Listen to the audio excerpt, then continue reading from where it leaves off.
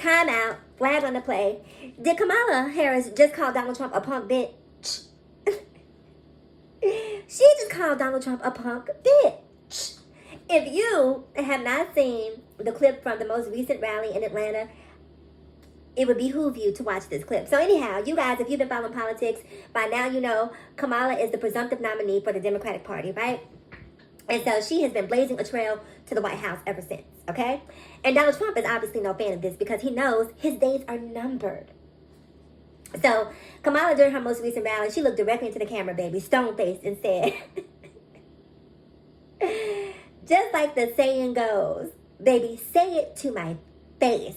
Because Donald Trump has been coming up with more excuses than a backsliding preacher for why he will not debate Kamala. Because he knows at the end of the day, his policies are weak and that her tongue is just too sharp, right? And that she will eviscerate him in a debate. Now, here's the thing that I love about Kamala so much. Kamala has managed to find a balance between decorum and reading, right? Because very often in the Democratic Party, one of my frustrations was Donald Trump tends to hit below the belt, right?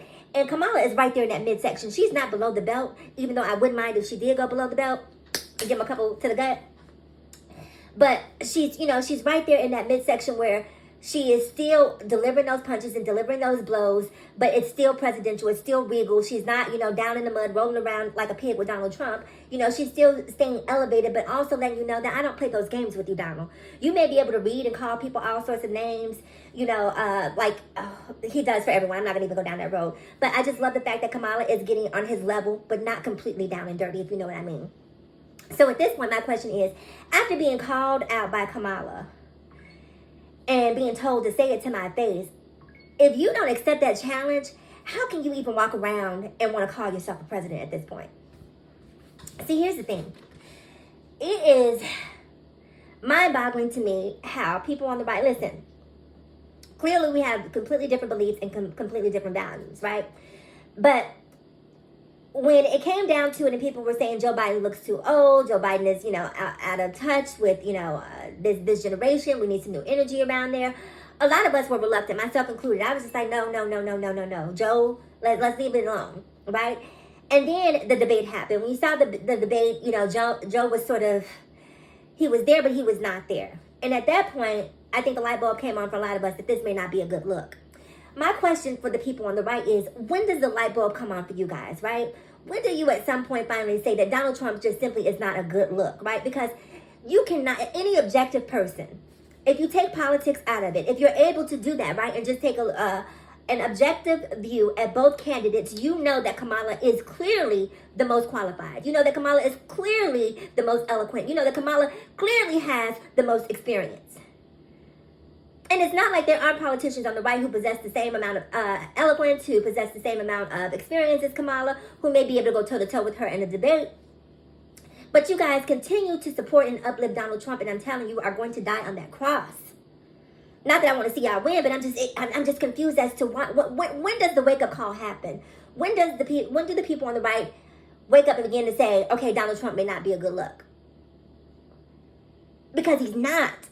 Listen to any of his recent speeches. He speaks non sequitur. He goes off on these random tangents talking about nonsense. If you're not Jewish, if you're Jewish and you don't vote for me, blah, blah, blah, blah, blah. Donald Trump, when have you ever cared about the Jewish vote? When have you ever cared about the black vote? You only start to care and pander to those particular communities when your numbers begin to lag. Then suddenly you begin to sort of try to appease them or try to pump them into voting for you by saying, if you don't vote, then you're A, B, C, D, E, F, and G.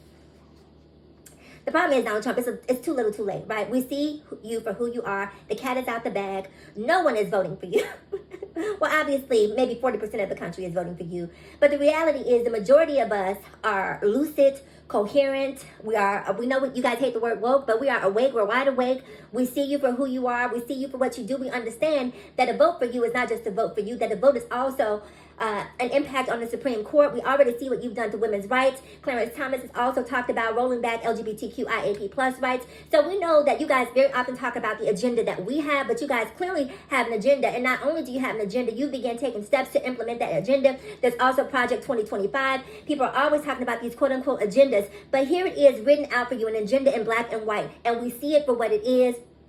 And you will suffer the repercussions of that. So listen, people on the right, we don't need you going down to the Capitol this time. You had an opportunity to change candidates, to switch candidates. You decided to stick with Donald Trump. It's too little, too late. You should have, taken the opportunity, as we did on the left, to take an objective view at our candidate and understand that maybe he wasn't the best man for the job. Not saying that he wasn't good, not saying that he wasn't qualified, but it just wasn't his time. His time has come and it has gone. And it's time for Joe to sit back and relax, and for us to continue moving forward in the legacy that he has created.